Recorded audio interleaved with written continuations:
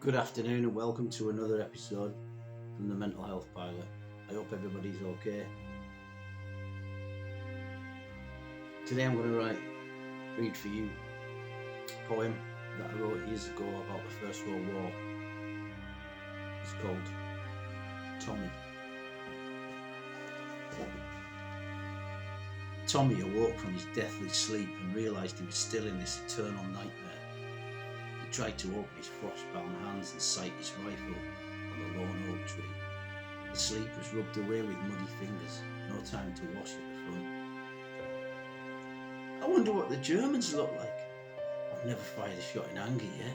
The wooden targets in Strensel camp are the nearest I've come to battle, apart from the thousands of shells that have landed on our positions for 2 solid weeks. The silence now was quite unnerving. He thought back to the day he left his little Yorkshire village, his mother and sister weeping and waving their scarves and Union flags as the steam train slowly pulled its huge iron weight out of sight of his slowly receding kinfolk. Why was his pa not there? Union business my fault. Any excuse to get drunk as a rat. Pa said I was stupid to fight a war in France. Nobody's attacking our village. I think he was only mad really, because he'd have to do more chores for Ma. Him and the 6 other men that remained in the village. What with TB, knobbly knees. What an adventure they were going to miss. I really felt sorry for them. Never mind. I'll let them march with me up our street, with me medals glinting and clanking on me puffed out chest, he thought. The sun was just about to peep its head over the featureless French landscape when Lieutenant Fleming slopped through the muddy trench and headed towards Tommy Utterbridge, proud soldier of the stable 4th Pals. All set, Utterbridge? Yes, sir, said Tommy, smartly saluting the monarch of lieutenant. What the hell do you think you're doing, soldier? Don't you know that you never, I repeat never, salute an officer in the field? We're all going to die soon enough anyway without you letting the enemy know exactly where your superiors are. Sorry, sir. Don't be sorry, Utterbridge. Just do your duty for king and country. Straighten your ammo pouches, soldier.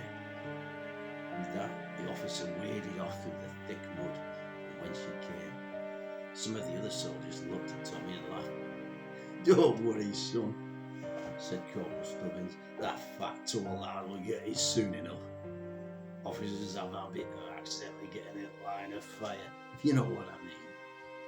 10 minutes, shouted Sergeant Rochford. Then they were going over the top.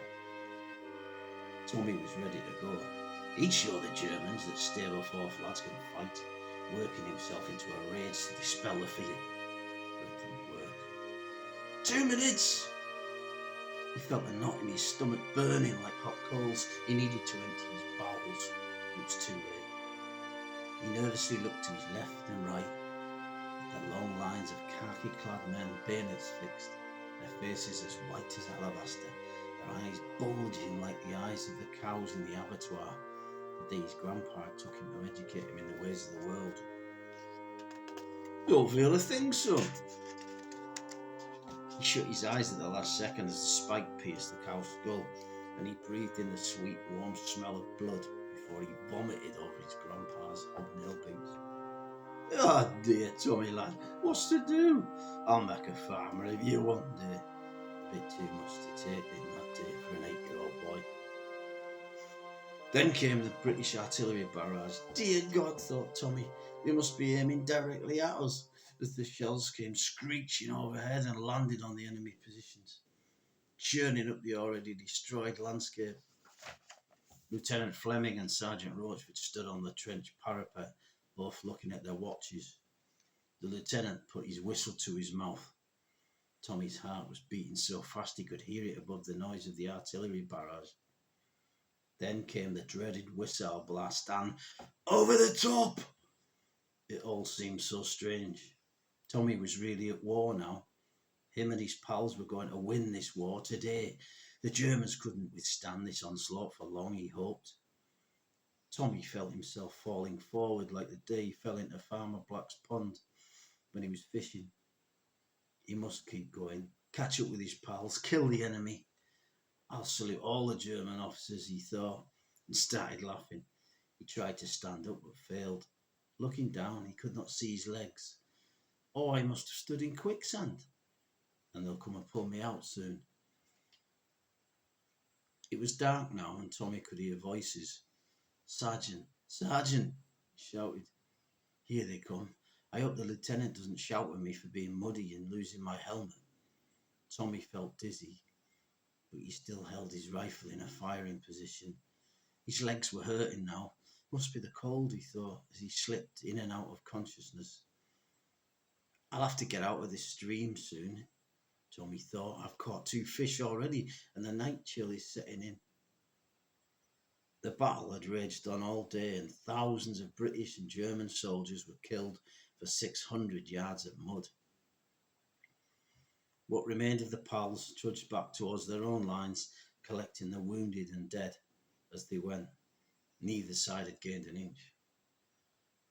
My dear Lord, isn't that Tommy Utterbridge? Quick, is he dead? Yeah, it looks like it. Tommy's eyes opened slightly, and from his mouth bloody bubbles popped and dribbled onto his chest. Then he muttered something. What's he saying, Jack?